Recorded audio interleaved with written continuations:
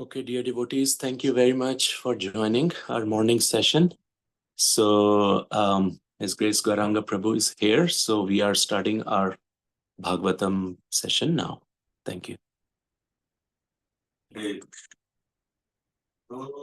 Namo Bhagavate Vasudevaya. Om Namo Bhagavate Vasudevaya. Namo Bhagavate Vasudevaya. Om Namo Bhagavate Vasudevaya. Om Namo Bhagavate Vasudevaya. Om Namo Bhagavate Vasudevaya. Jnanatirantasya Jnananjanashalakaya Chakshuramritam Tasmai Shri Gurave Namah. Shri Vishnupadaya Krishna Presthaya Bhutale Srimate Bhaktivedanta Swami Kinante. Namaste Saraswati Deve Gauravani Pracharine Nirvishesha Sunyavadi Paschatya Deshatarine. Jai Shri Krishna Chaitanya Prabhu Nityananda Shri Advaita Gadadhara Shri Bhattacharya Gaura Bhaktavrindam. Hare Krishna Krishna Krishna Hare Hare Hare Rama Rama Rama Hare Hare. Hare Krishna. I offer my humble obeisances to all the devotees who have joined this session. Today we will discuss a story from the fourth canto of Srimad Bhagavatam that give us very valuable lessons on intensifying our sadhana, developing our determination in devotional service, and specifically developing our intensity in chanting the holy name of Krishna. The story of Dhruva Maharaj in the fourth canto of Bhagavatam gives us several lessons into the practice of devotional service. But today we will try to highlight how this episode of Dhruva Maharaj specifically helps us in chanting the holy names of the Lord. As all of you know the story, Dhruva Maharaj, as a 5-year-old boy, he was insulted by his stepmother Suruchi. Suruchi spoke very harsh words, very poisonous words, not at all being sensitive to the situation of Dhruva. He's a 5-year-old boy and he just had an innocent desire to sit on father's lap, which is very natural for any child. And he's being deprived of that opportunity. Is it appropriate? As a son, it is his right, it is his adhikar to sit on father's lap or father's throne. But Suruchi, out of her sheer envy towards Suniti, out of her intense pride in her own position as the favorite queen of the king, she just ridiculed and insulted Dhruva Maharaj. Dhruva was devastated. 5-year-old boy being insulted in this way and not even being consoled by his father. When Suruchi was chastising him, Uttanapad was supposed to control her or at least pacify Dhruva as a father. He carried to this. And Dhruva's only shelter was his mother. And Dhruva went to his mother, Suniti. And Suniti consoled him. She said, my dear child, my first advice to you is don't desire harm for others. Even if they have harmed you, still you should not desire harm for others. Second, please understand that whatever difficulties that you face in your life are because of your own past misdeeds. Third, whatever desire you may have, please take shelter of the Supreme Lord. I am just one mother, giving you the affection of one mother. But the Supreme Lord Krishna can give you the affection of millions of mothers put together. You better take his shelter. Tvameva vatsashraya bhritya vatsalam mubukshubhirmrugya padhatim ananya bhave nija dharma bhavite manasya vasthapya bhajasva purusham. Your grandfather Manu has taken shelter of the Supreme Lord. Your great grandfather Brahma has taken shelter of the Supreme Lord. Thus, your ancestors have taken shelter of Lord Vishnu. You follow in their footsteps. Whether Suniti did not quote the example of his father, Uttanapad. He's a devotee, definitely. But at that time, Uttanapad was a handpicked husband. He was a victim of his own undue attraction to his younger wife, Suruchi, so much so that he neglected his duty as a husband towards Suniti, who is a Vaishnavi, and also neglected his duty towards Dhruva, who is his son. He failed as a husband. Sometimes even devotees also may have certain weaknesses, certain shortcomings, and they may become a bit distracted in their performance of devotional service or their prescribed duties because of undue attraction towards Maya. And that Maya can manifest in any form. It could be in the form of attraction towards the opposite gender. It could be in the form of attraction towards wealth, fame, name, prestige, fan following. So many. Maya is very powerful. Maya attacked Bharat Maharaj through his own compassionate spirit. He was just compassionate on a little deer, motherless deer. The king, he protected the planet for several thousand years. He's a king. But that same spirit of being the protector as a king entered to his mind even when he's living an ascetic life in the forest. He thought he's the protector of the deer. He's not. Although we are kings or we are multimillionaires or bosses or counselors or mentors or guides of other people in their bhakti, still we can't protect anybody. It is Krishna's protection that is protecting everybody. We are just representatives of the Supreme Lord, representatives of Krishna. Humble, menial instruments in Krishna's hands. And as instruments in Krishna's hands, we may do some help or little favor to other people in their bhakti, but they are not the doers. Bharat thought that he is the doer, he is the protector. He wanted to show compassion in the and that compassion became a distraction in his devotional service, and he had to enter an animal body in the next. So Maya can attack us in anything. Uttanapad Maharaj, although he's a nice devotee, still at this stage of his life, in this stage of his life, he was acting like a hypocrite husband, doing injustice to his other wife and also his little son. Anyways, Suniti told Dhruva, take shelter of the Supreme Lord like your grandfather and great grandfather did, like Manu and Brahma did. So, although Suniti Mata gave 3 advices, Dhruva could not digest the first two. Don't desire harm for others, she said. But Dhruva actually wanted to take revenge on his stepmother Suniti. The second advice, Suniti said, please understand that you are experiencing difficulty only because of your own past mistake. Dhruva never thought, what past mistake did he do?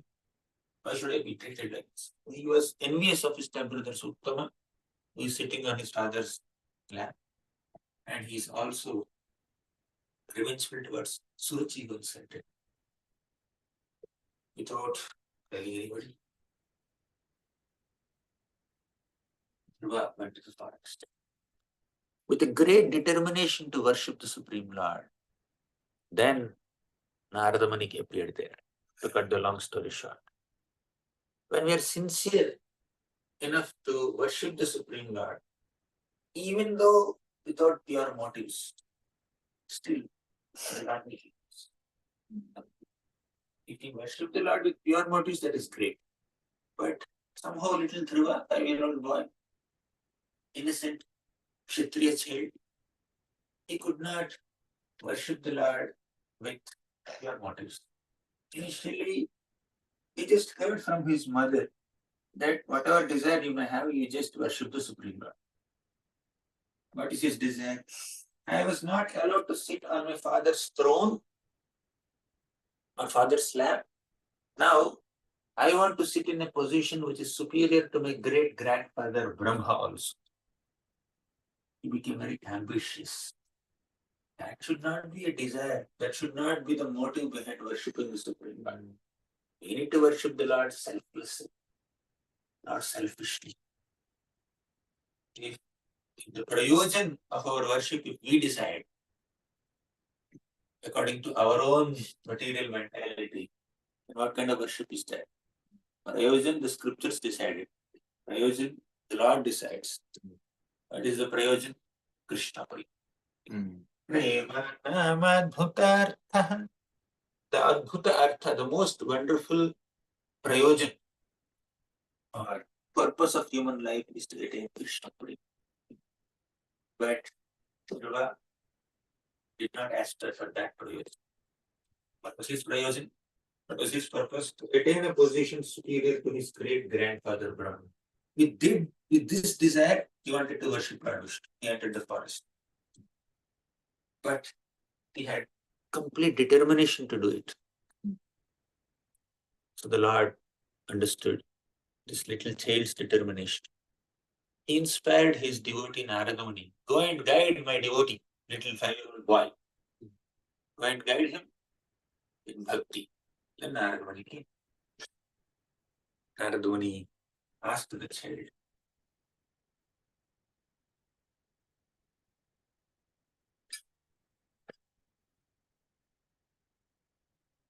Narada Muni asked, my dear child, where are you going? What is your purpose? Why are you wandering in this forest? This forest is filled with so many ferocious animals. They may come and attack you. You may not even survive in this great forest. Then Dhruva said, Narada Muni, my stepmother has insulted me. She did not allow me to sit on my father's throne. Now, I have a desire to sit in a position superior to my great grandfather Brahma. Please, tell me some way, show me some means by which I can attain this result. Then Narada Muni said, oh, you wanted to worship the Lord. For this purpose, actually worshipping the Lord is not that easy. It's not so easy to worship the Lord. Many saints have tried, but they failed. You better go back home. You play. Actually, they're small child. They're not supposed to take insults, honor and dishonor, respect and disrespect so seriously. You better go back home. But Dhruva was not easy. Dhruva was very ambitious. And it's a long discussion. But I want to come to the main point of holy name here. Narada Muni told Dhruva, my dear Dhruva, I understand your ambitious desire. All I'm trying to tell you to go back home, but you're not in a mood to go back home. But I understand your determination. So I will teach you the method of worshipping the Lord. Go to Vrindavan. Go to a forest called Madhuban. Sit on the bank of Yamuna. And you start chanting. Om Namo Bhagavate Vasudevaya. Chant Om Namo Bhagavate Vasudevaya. And meditate on the form of the Lord. Meditate on the pastimes of the Lord. Then Dhruva went. What great determination he had. He came on the bank of Yamuna. He was not even eating properly. There was a great description of his austerities, how he performed austerities. But the focus is not on the austerity, but the focus is more on what he did. He did an absorbed chanting of the name Vasudeva. Om Namo Bhagavate Vasudevaya. He chanted the holy names of the Lord with great determination, without any distraction in the mind. Whenever we feel a sense of distraction in our mind while chanting the holy names of Krishna, we need to pull the mind back. Just like a mother pulls a distracted child back into her lap, and not mother wouldn't allow the child to grab any object that is harmful to the child. The child is playing with a toy, mother will say, okay, fine, take it. But if the child is holding a knife, mother will say, hey, don't touch it. Krishna says in Bhagavad Gita, yato yato nischalati manas tatastato niyamyaitan atmanyeva vasham naye. Wherever the mind wanders, try to pull it back. Allow the mind to focus on the holy name of Krishna. It's easier said than done. I also find it very difficult to pull the mind back and focus on the holy name when the mind is getting distracted by 10 different thoughts. 100 different thoughts. Still, let's try. But if you can manage to bring the mind back, pull the mind back, and focus on the holy name by the grace of Krishna, by the grace of Parampara, that would be an ecstatic experience of chanting the holy names. Because chanting the names of the Lord is done most effectively only with concentration. But even without concentration, if we chant, still the Lord will show some mercy, no doubt, because we're chanting. But what to speak of chanting with concentration? And Dhruva exhibited a great example of concentration. He was completely focused on his goal. Of course, his goal was attaining a position superior to great grandfather Brahma. That was his prayojan. But in his Abhideya, he is extremely focused. Abhideya is chanting Om Namo Bhagavate Vasudeva for him. Because of his absorption in Abhideya, although his Sambandha was a bit weak. What is the Sambandha? Sambandha means you understand your position, the Supreme Lord's position, and your position in relationship with the Supreme Lord's position. That is Sambandha Jnana in one sense. But what was the Sambandha of our Dhruva? He saw the Lord as a wealth giver, as a boon bestower. He did not see the Lord as the Supreme Personality of Godhead, object of my worship. He only saw that if I worship him, he will give me wealth. He will give me position. He will give me the position of a position which is superior to my great grandfather Brahma also. That was his understanding. He's only seeing the Lord as the provider of wealth and position. Different devotees approach the Lord for different purposes. As Krishna himself says, Chaturvidha bhajante mam jana sukritino arjuna arto jignasurathati gnani cha bharatarshabha. Arta bhakta is one who seeks relief. Chaturvidha bhajanti mam. Out of the four categories of people, one category is one who approaches the Lord out of distance. They are relief seekers. They go to temple just for relief. Shanti with that. That is their understanding.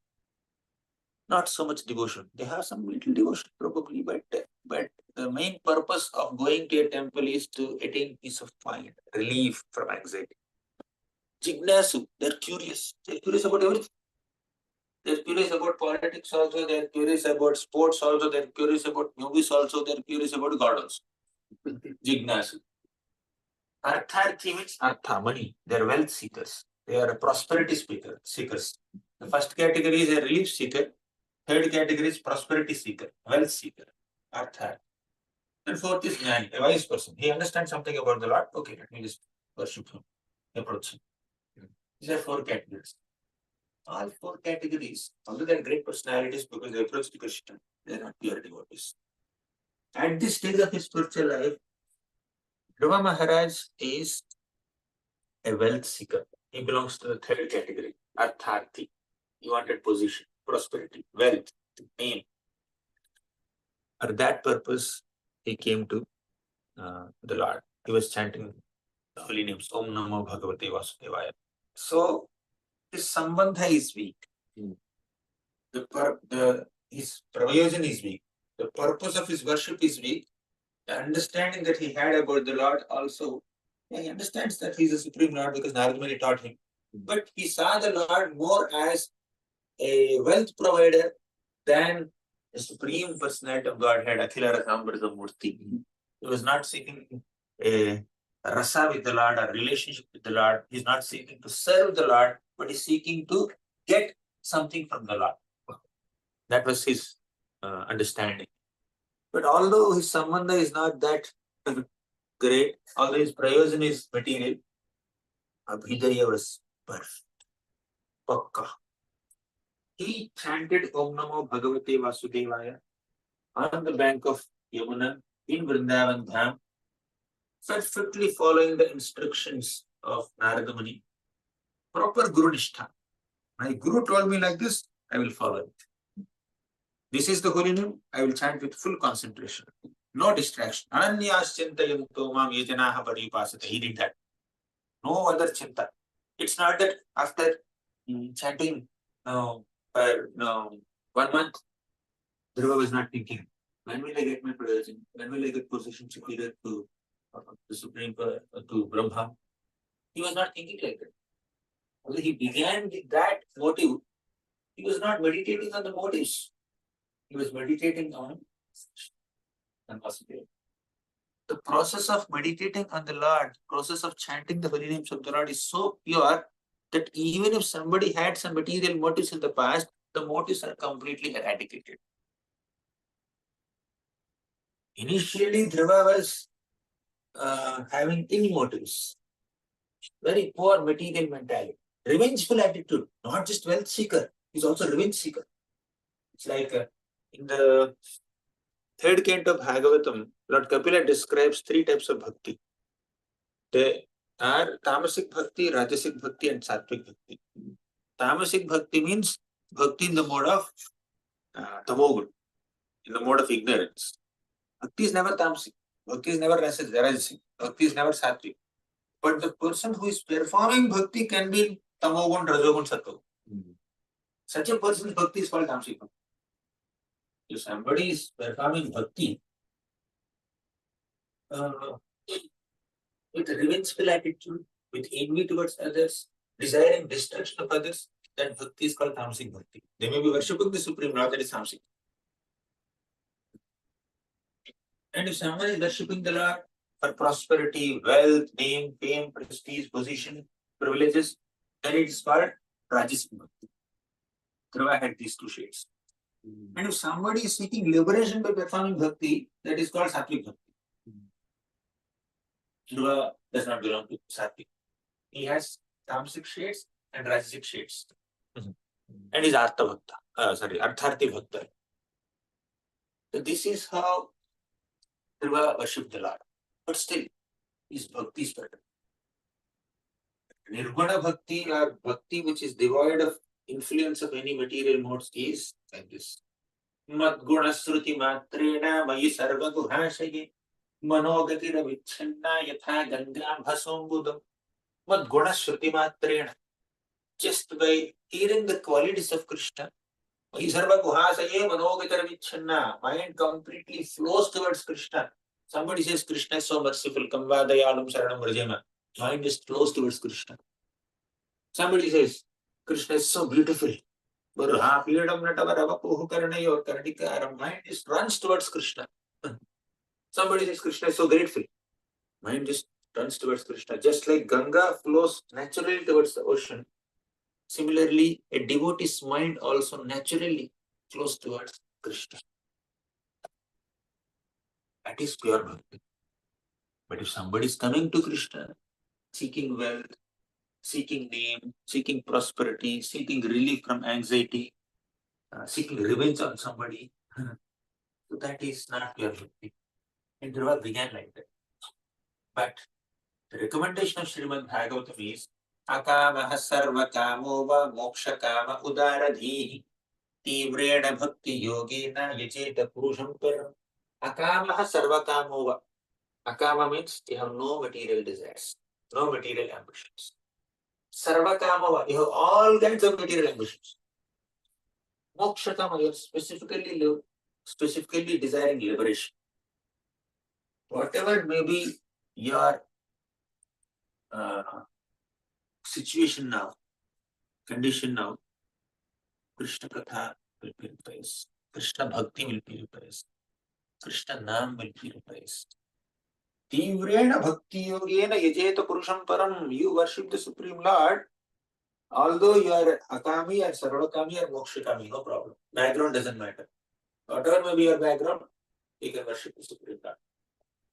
Dhruva, with this motive, he worshipped the Lord. With a revengeful attitude in his mind, he wanted to take revenge on his stepmother. He was very envious of his stepbrother, Uttama, who was sitting on his father's lap. And Uttama got that privilege of sitting on father's lap, and I didn't have that privilege. Dhruva is feeling very disappointed. He was envious. I'm not sitting there. There's envy. With envy towards his brother, great revengeful attitude towards his stepmother, with great ambition to attain a position superior to great grandfather Brahma, he worshipped. But the worship, the chanting of the holy name was fully focused, completely concentrating on it. So when you have focus in Abhideya, whatever flaws you have, whatever defects or deficiencies you have in your Sambandha Jnana, they are eradicated. When you have complete focus in Abhideya, whatever wrong understanding of Prayojan you have, that is also eradicated. His Prayojan was not clear. His Sambandha is not that great. He has, but not much. But Videya was top. It's full focus, without any distraction in his sadhana. He is chanting the holy name. So intense sadhana. He is doing Tivra Bhakti. And thus, to cut the long story short, Dhruva Maharaj to completely capture the Supreme Lord within his heart. And because of that, entire universe also got some. All the devatas went to Lord Vishnu and said, "Oh, Supreme Lord, what's happening? Why Dhruva Maharaj? Why we are experiencing this situation?" Then the Lord said, "I will go to Dhruva and do the needful. You don't worry." So Dhruva, in Madhuvan, he was meditating on the Lord, chanting Om Namo Bhagavate Vasudevaya. And his heart is completely absorbed in experiencing the vision of the Supreme Lord in his. Then his heart was able to see Lord. So, at one point, his meditation broke. He could not see the Lord anymore. He became very perturbed when he opened his eyes. The form of the Lord that he was seeing within his heart till now, he was able to see in front of his eyes. The Supreme Lord, along with Garuda, manifested in front of Dhruva. And Dhruva Maharaj became so overwhelmed. He became so excited to see the beautiful form of the Lord. He did not know what to do, being in an inexperienced state.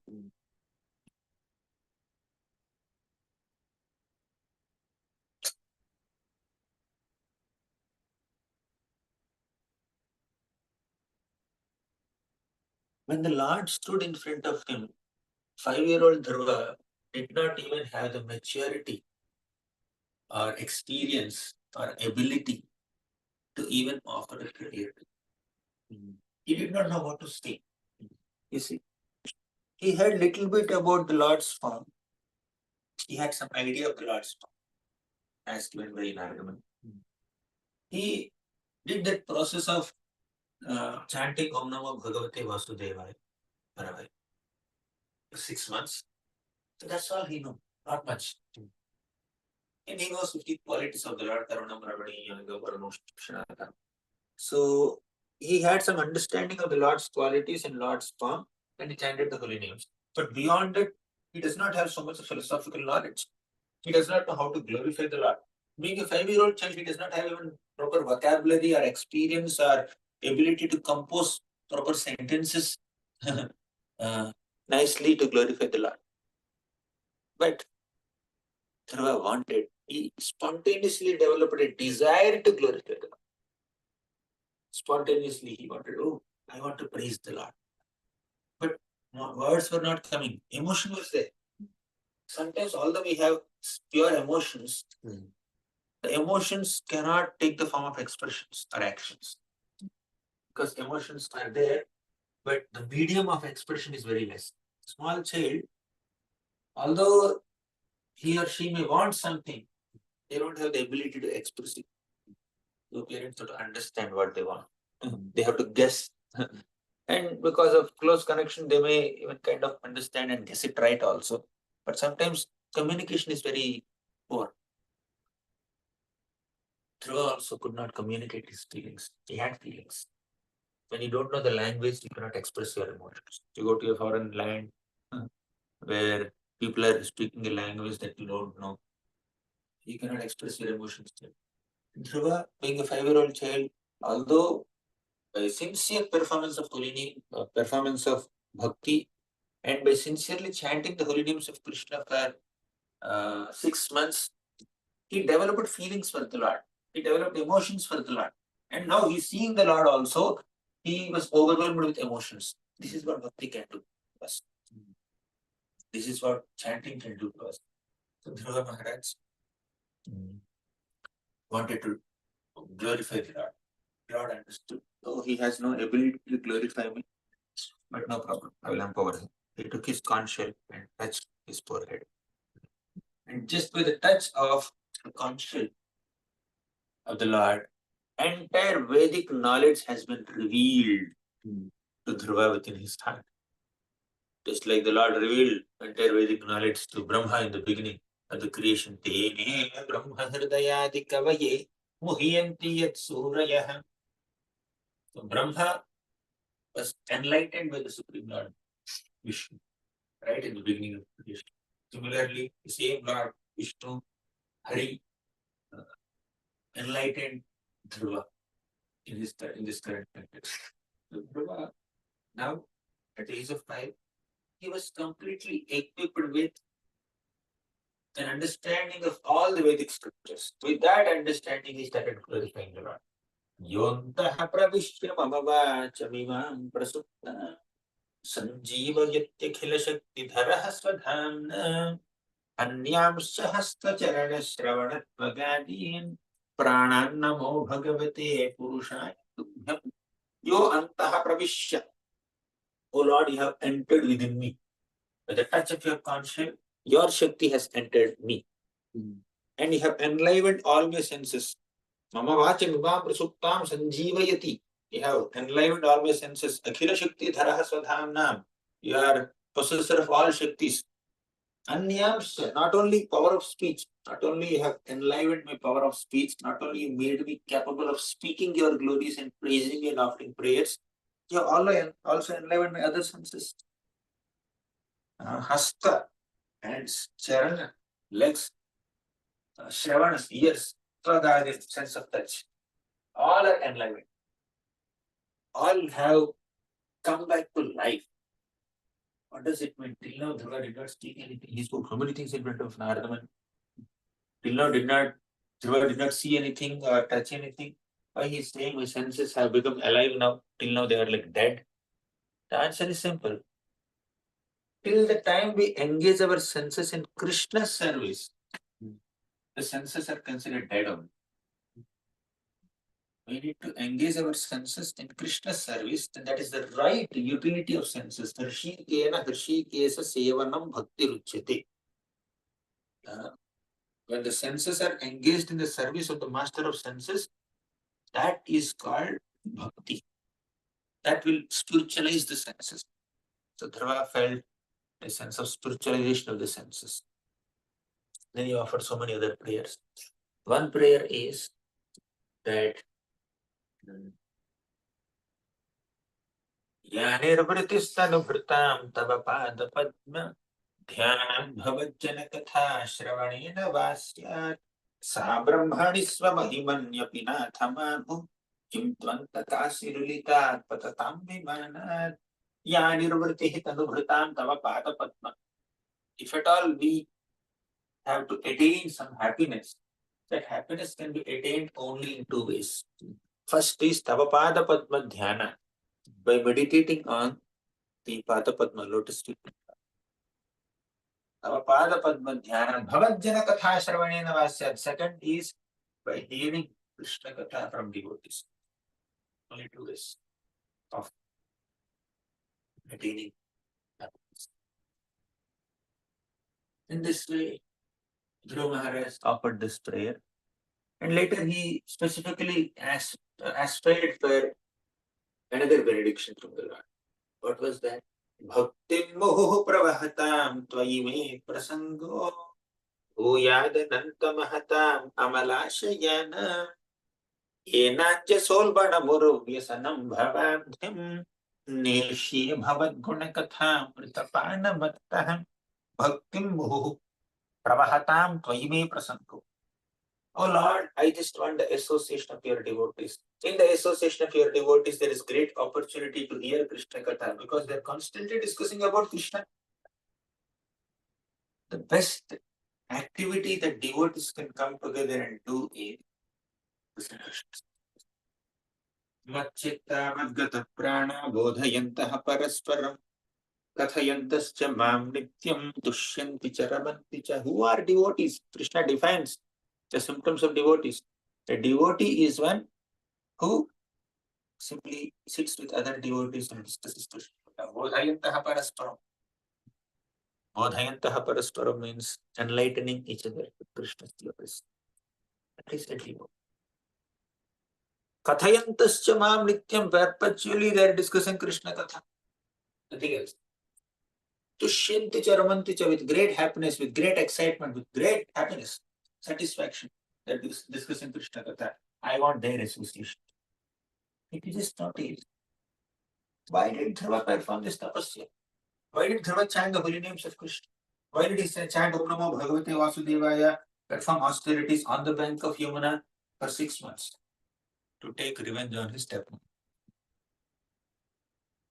being envious of his stepbrother, to attain a position superior to his great-grandfather Brahma. That was his purpose. And what is he praying for now? He began bhakti with some purpose, and then he came here and doing something else, asking something else. You went from, what is this place? Richmond. You went from Richmond to DC, for example, to take darshan of the deities. But instead of doing that, you are asking for something else. You are going somewhere else. Then you come back, and people at home will ask you, did you get the purpose? Did you complete the work for which you have gone all the way to DC? After that, I forgot that I did something else and came. So Dhruva came, Dhruva chanted Om Namo Bhagavate Vasudeva for some purpose. But now he is not asking for that at all. He forgot all the desires that he had before.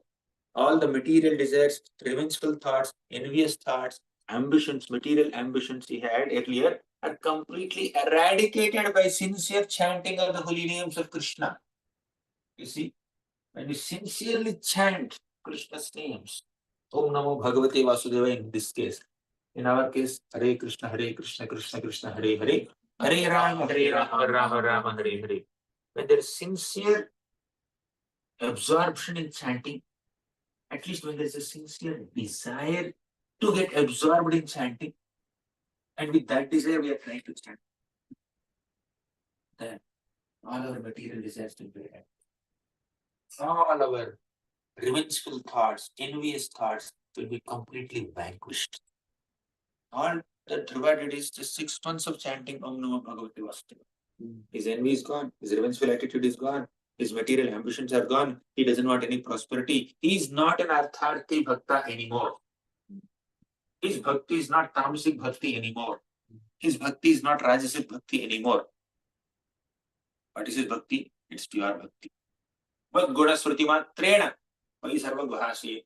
That's what he's saying. Neshye bhavat guna katha amritapana mattaha. I just want to get intoxicated by hearing your gunas, your qualities from your devotees. That is Madguna Sruti Matrena. He became Nirguna Bhakta. So Tamasic Bhakti, Rajasic Bhakti, Sattvic Bhakti, Nirguna Bhakti. We discussed 4 types of Bhakti in the beginning, as mentioned by Kapila in his teachings to Mother Devahuti. So initially, our Dhruva Maharaj had these Tamasic shades and Rajasic shades. He did not have even Sattvic or Nirguna shades. But now he transcended this Tamasic stage of Bhakti and Rajasic stage of Bhakti. He surpassed Sattvic stage of Bhakti also. He's not even desiring liberation. He only wants to hear Krishna Katha. He only wants to hear Krishna's qualities. How did this happen? Chanting Om Namo Bhagavate Vasudevaya for 6 months. 5-year-old child. The 5-year-old child can experience that level of purification by chanting the holy names of Krishna for 6 months. How much purification can an adult attain? With full understanding, with proper understanding of Sambandha Jnana, with proper understanding of Tattva, Leela. Now we have access to Prabhupada's too. We have access to Srimad Bhagavatam. We have access to so many spiritual privileges. We can go to Vrindavan, we can go to Mayapur, we have all literature with us, we have deities, we are serving the deities, we have association of devotees, everything. We have Prabhupada's grace has given us so many things in life. But if we underutilize them or misuse them, we are depriving ourselves of the good fortune of attaining Krishna Prema, the real Prayojan. Krishna says in Uddhava Gita, the 11th canto Bhagavatam, Nrideha Madhyam Sulabham Sudurlabham Plavam Sukalpam Guru Karanadhar Mayanukulena Nabhasvateritam Puman Bhavabhim Nataretsa Atmaha. Nrideha Madhyam Sulabham Sudurlabham. We got this Nrideha, human body. Sulabham, Sudurlabham. Somehow we got this body very easily, although it is very rare to attain this human form of life. So we all have human body.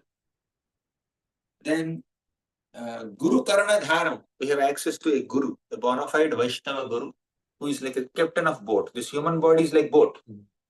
And this material existence is like ocean. So we need to cross this material ocean. And we have a strong boat called the human body. Secondly, we also have access to Guru. He's like the captain of the boat. Third, Mayanukulena Nabhasvateritam. Anukula Nabhasva means Anukula, favorable winds. Favorable winds also will help a boat nicely go across the ocean. Despite having access to these 3 scriptures, scriptures are considered the favorable winds. Scriptures, Guru is the captain of the ship. Human body is the ship itself. Human body, Guru, scriptures. We have all 3. Still, Puman Bhavabhim Nataret Sa Atmaha.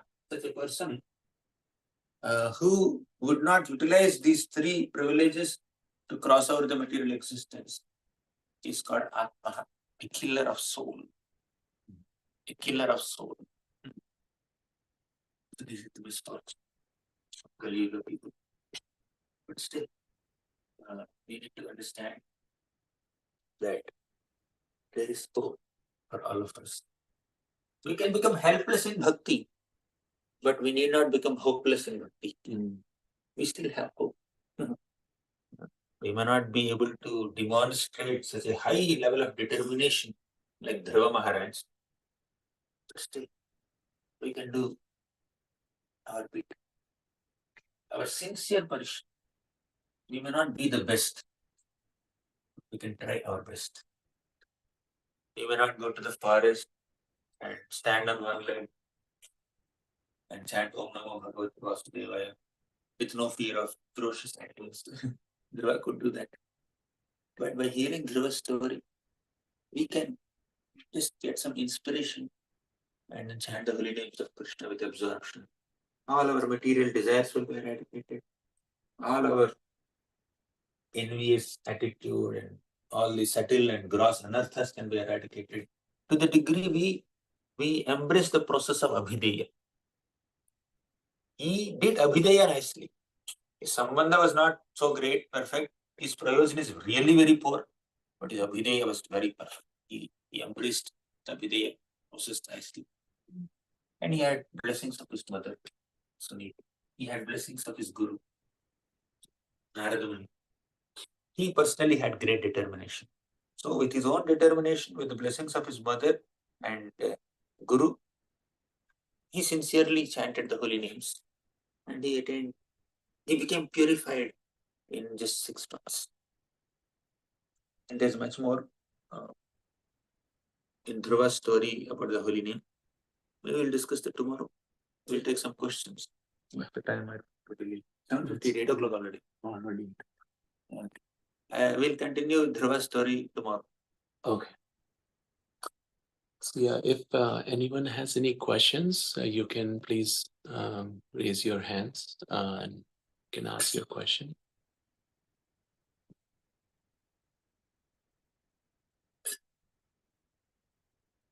I have one question. So we also hear this verse many times from Bhagavad Gita, Ye yathamam prapadyante tam tataiva bhajamiham. So which actually talks about how we approach Krishna. Krishna, so reciprocates accordingly. So in this case of Dhruva, he approached Krishna with some desire. Mm-hmm. So how come Krishna, responded differently or changed or, transformed his desire? Mm-hmm. Dhruva approached with the material desire, but also approached with great determination. Determination for material desire. But his absorption abhideya is good. That's right. Desire is the sambandha. Determination is the abhideya. So his absorption in the process is pure. That's why bhakti purified his desires. Somebody may do sakama bhakti. Sakama bhakti means worshipping the Lord with some material desires, material expectations. The process of bhakti, if it is performed nicely, it can purify of the sakama tendencies. When you do sakama bhakti, bhakti will remain, sakama will go away. That's what happened in Dhruva Maharaj's case. Although the Lord reciprocates with the desire of a devotee, ye thama prapadyante, still the process is performed sincerely, right? So there's a purification. Otherwise, if the Lord has to stick to only the desires of people and reciprocate only with their desires, then what will bhakti do? Then everybody who wants will get that only. Of course, the Lord fulfilled the material desires of Dhruva also. Suruchi will die soon, he will attain Dhruva Loka soon. But the Lord fulfilled Dhruva's desires in such a way that he doesn't relish that fulfillment anymore. It's like you are asking for some, say the child is asking for some unhealthy food, junk food or something like that, which is not suitable for the health. The mother would feed the child, not that food. She says, I will give you that chocolate. Chocolate is not good for him. He's not supposed to eat, but still, he's asking for chocolate. What will the mother do? I will give you the chocolate, but before that, can you eat this chapati? Can you eat this sabji? Can you eat this roti? Can you eat this gulab jamun? Can you eat this sweet? And can you eat that healthy item, Krishna prasadam? Like that, mother will feed the child's belly completely. And finally, if the child is shown the chocolate, there's no gap left. It's already full. belly is already filled with so many things. He has no taste for it anymore. No, enough. I have eaten so much. I mean, I cannot think. I cannot take anything. So when you go with a material desire to the Lord will fill your heart with so much of loving ecstasy, so much of pure spiritual satisfaction that you don't have any taste left for the material desire that you have aspired for before anymore. The Lord will reciprocate with you in such a way that your excitement for a material desire is completely eradicated. And even if the Lord offers you that material boon that you wanted, that wealth or whatever, prestige or position, you don't relish it anymore. Because the Lord has filled your heart with a higher taste. Just like the child will say, oh my God, this sweet Krishna Prasadam is much better than this chocolate. He will give up taste for chocolates and he will take this only, Krishna Prasadam only. So the Lord will give you something higher, much better, that you will give up taste for lower things. So Yathamam Prapadyanti is there, definitely. That is to give us a caution not to purify our material desires. Now, one of the lessons from Dhruva Maharaj's episode is that don't approach the Lord with material desires. Otherwise, you'll have to regret like Dhruva. Dhruva regretted so much. Dhruva felt so bad. My God, why did I desire like this? Why did I desire harm for my stepmother? Why did I desire a position superior to great grandfather Brahma? The Lord has given all these boons. But Dhruva was not happy with them. So if we have material desires, we'll have to regret like Dhruva later. But the Lord also takes the responsibility of a devotee who sincerely renders devotional service and purifies any material desires that the devotee has. Let me just eradicate these material desires. After all, he is doing bhakti sincerely. His following of the process is very pakka, very sincere. So let me remove whatever material desires he has. So in Sakama Bhakti, if you do Sakama Bhakti also, Bhakti will remain, Sakama will go away over a period of time. Lord is our well-wisher. Yathamam Prapadyanti is correct, but the Lord does more than that. If a child goes to the shop, I want cigarette, take this money. Yathamam Prapadyanti. You give me that as much money as the cigarette costs, and the shopkeeper will give. But if the child goes to the parents, father, I want cigarette. Father will give a slap. May not be slap, but chastisement says, no, you are not supposed to take this. There, whatever the child asks, the father will not give. Shopkeeper can give. Father will not give that. The father will consider, is it good for the child or not? Is it harmful or beneficial? If it is harmful, I will not give. So God is like that. Okay. We'll conclude here. One more project. So also, as you talked about the concentration or absorption of Dhruva Maharaj or holy names, it feels like it came from Guru Nishtha. So Guru Nishtha and Nam Nishtha was present for Dhruva Maharaj, and that's why he was so much absorbed in holy names for 6 months. So where did that Guru Nishtha and Nam Nishtha came in to Dhruva Maharaj, without any... One is mother's blessings. Mother's blessings. Secondly, he has his own Kshatriya spirit. Determination is one of the aspects of a Kshatriya. He got a very good opportunity or a reason to dovetail the determination in devotional service.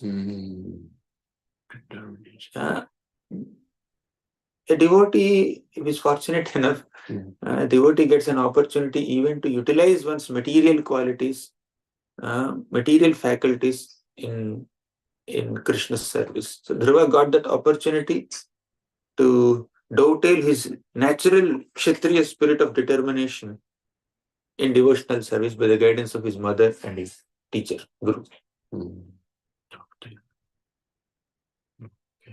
Somebody is very artistic, naturally artistic. Somehow that artist is engaged by some devotee in painting Krishna pictures or Radharani pictures or Mahaprabhu pictures.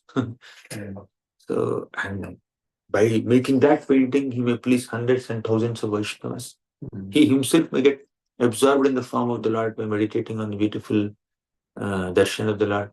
Like that, although we may have certain material skills, still, if we get an opportunity to dovetail those material skills in Krishna's service, we'll get purified. Yeah. Wow. Okay, so looks like just one. So there is one question from Sri Ramananda Rai Prabhu. Should we consult devotee before expressing burning desire to the Lord so that unfavorable desire will be properly directed? You can do both. Not an issue. You can always go to the Lord and express your heart. Absolutely no restriction. At any time, any place, you can express your heart to the Lord. And as far as expressing it to the devotees is concerned, you may have certain practical constraints sometimes. The Lord is more accessible. You can go in front of the deities. You can access the Lord in the form of holy name. You can express. But to get a proper acknowledgement and analysis and guidance, you need to approach a devotee only. A devotee's time may be limited. The Lord is always accessible. You can lie down also and remember the Lord and then express your heart to the Lord. But a devotee, you have to take an appointment to, I want to say something, share something. But while expressing your heart to a devotee, especially when you are expressing what material desires you may have, what shortcomings you may have, and seeking help, the Lord who is sitting in the heart of the devotee will notice how humble you are. You're humbling yourself in front of a Vaishnava. The Lord will help you more. When you only express to the Lord, because you're not getting any acknowledgement, you feel that, oh, I have expressed my desires, I expressed my shortcomings. But when you express in front of a devotee who knows, who can speak, who can chastise, who can correct, who can give us feedback, that act of expressing in front of a devotee will make us more humble and more committed to the path, more, what to say, advice and perspective we may get. The devotees may give more perspective to it.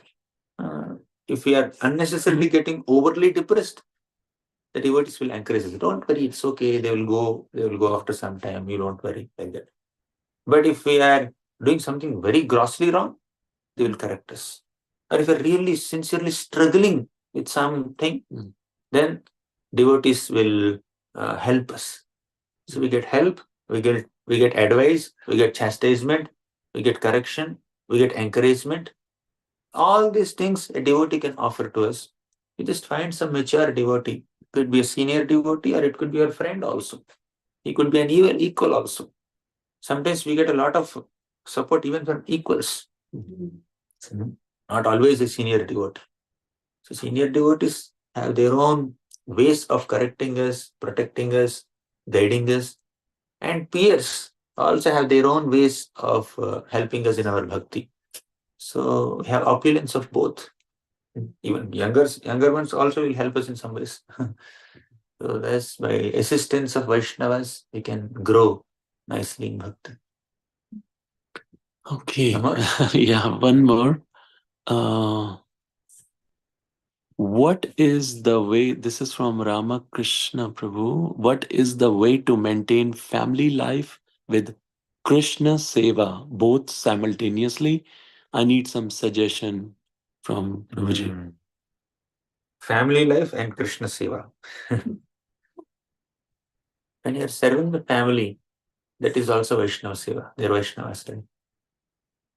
Now you have nice children, Vaishnavas. So parents are serving the children and children are serving the parents. And whatever time you're spending them, whatever support or service that you're offering them physically, mentally, that's all seva, Vaishnava seva. And together you serve the deities. That is Krishna Seva with the family. They don't conflict with each other.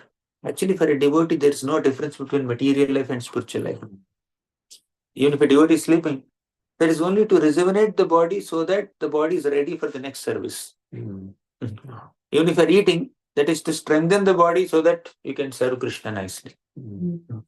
Even the basic physical bodily necessities of eating and sleeping also can become spiritual activities when we live a life dedicated to Krishna. So we need not consider serving the family or being with the family as a burden or as a distraction. Of course, we need to spiritualize our interactions as much as possible. Yesterday, as we were discussing in Gundicha Marjan, when devotees are just doing some trivial things, giving part and asking for part, they were chanting Krishna, Krishna, Krishna, Krishna. Like that, our interactions with family members or friends and colleagues also can be made spiritual, can be more and more spiritualized by increasing the element of Krishna Nam and Krishna Katha in our interactions. Sitting together for prasadam, you may say, give me that item, give me that item. So many things you may say. So much of interaction happens. But sit together and discuss about Krishna. I read this, I heard this in this lecture, I read this in this book. So like that, if you can share about Krishna, even in your personal, private conversations with family members or friends or colleagues, you can spiritualize those relationships. You can spiritualize those interactions. That's a great way of becoming Krishna conscious. And you spiritualize your interactions with family members and serve Krishna together. Along with the family members, you start serving Krishna. That's spiritual life. But if we keep the interactions with family or with friends on a material plane, then we see a difference between spiritual life and material life. But if we interact with family and friends also on a spiritual plane, both are same. It's like Pandavas and all the associates of Lord Chaitanya Mahaprabhu. They don't have difference between material life, spiritual life, family life, and devotional life. It's all same. For devotees. Thank you very much. Okay, so thank you all very much, and we'll continue this Dhruva session tomorrow, same time, same link. Thank you all very much. Hare Krishna. Granthara Srimad Bhagavatam ki jai, Srila Prabhupada ki jai. His Grace Gauranga Darshan Prabhu ki jai.